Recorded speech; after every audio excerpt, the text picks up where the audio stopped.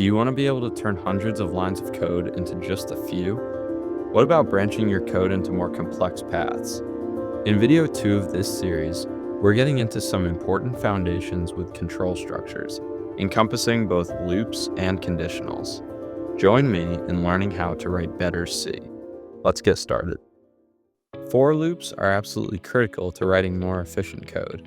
Let's think about how we might print out the numbers 1 through 10. Would we do it like this?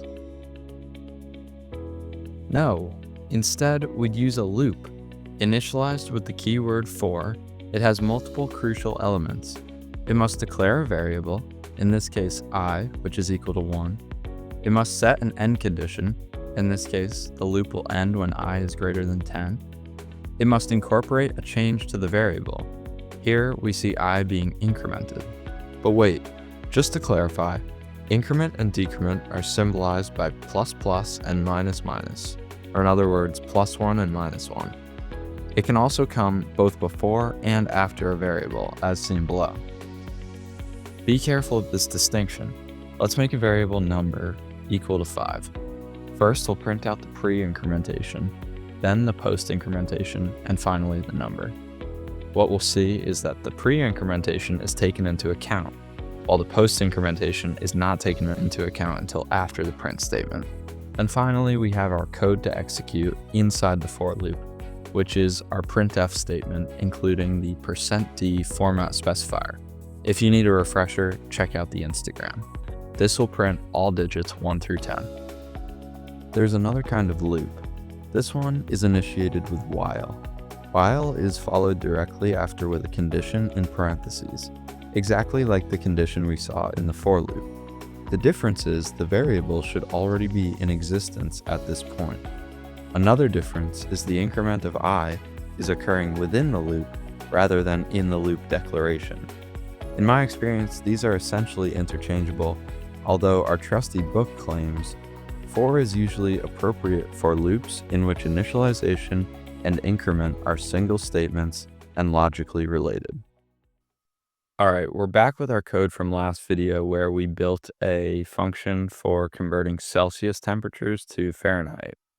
We're going to use that again here to make a loop that outputs conversions in a certain increment. So I put the specifications here. We're going to do from 0 to 300 Celsius, but we're going to do 20-degree increments. And we're just going to print it out in the form seen here, where we have Celsius on the left and Fahrenheit on the right. So let's get started. We're going to do our for loop with our for keyword.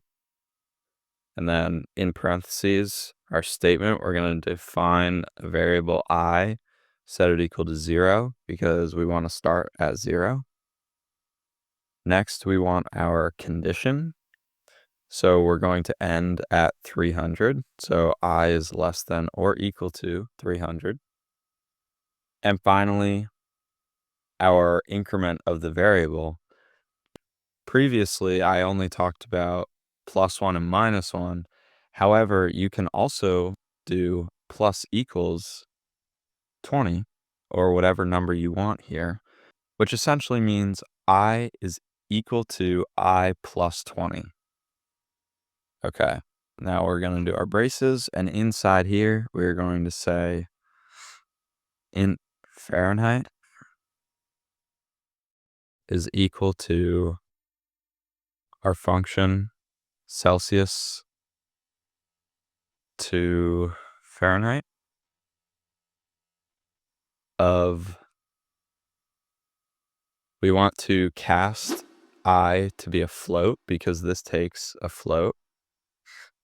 So we want to say float I. And then we want to, and also this is a float because we have to make sure we see our return types. You know what, for ease, I'm going to say this is a float, in which case we don't have to cast this. All right, and now we can say printf. We'll say Celsius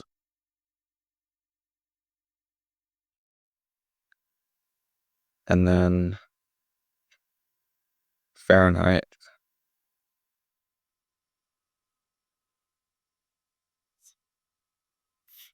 and we want %f for our format specifiers for floats, and then we'll do a new line. And we will say I for Celsius and then Fahrenheit for the conversion. And this should give us what we want. So let's compile the program.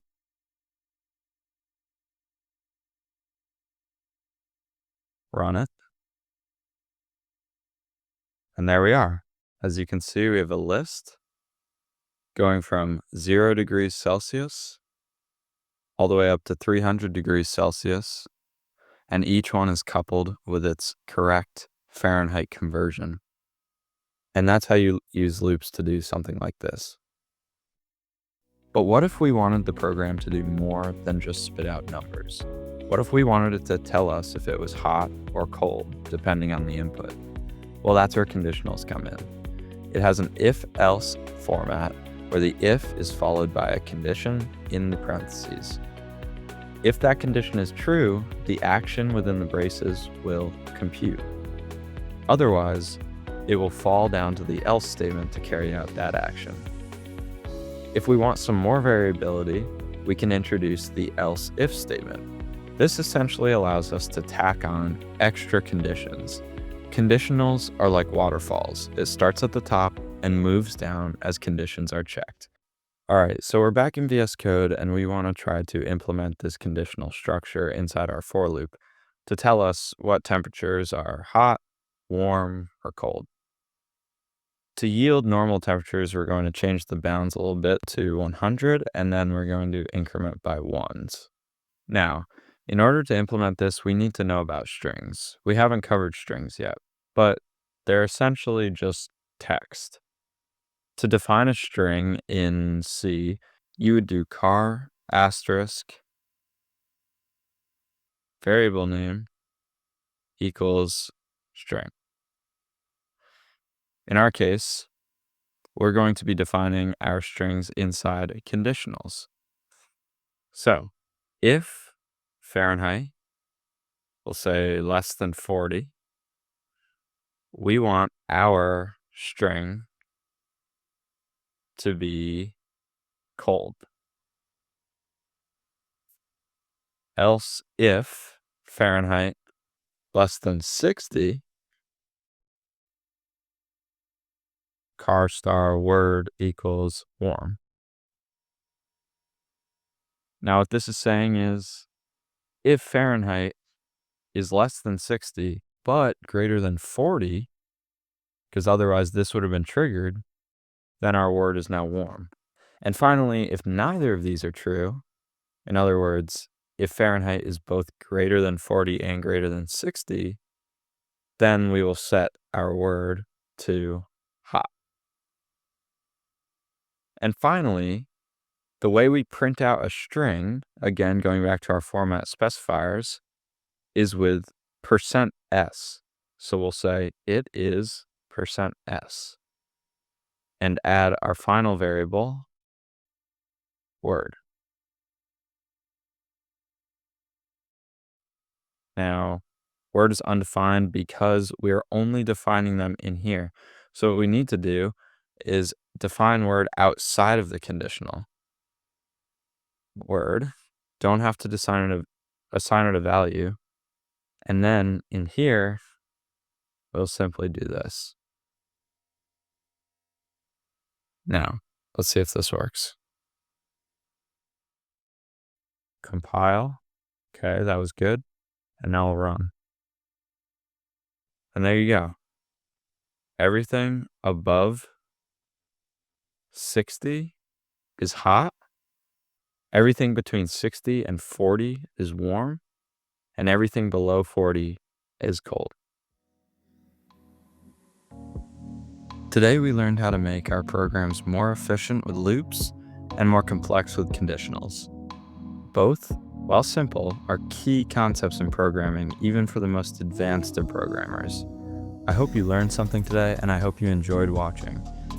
Consider liking and subscribing if you want to stick around for the journey. I'm excited to continue building this community of learners. I'll see you next time.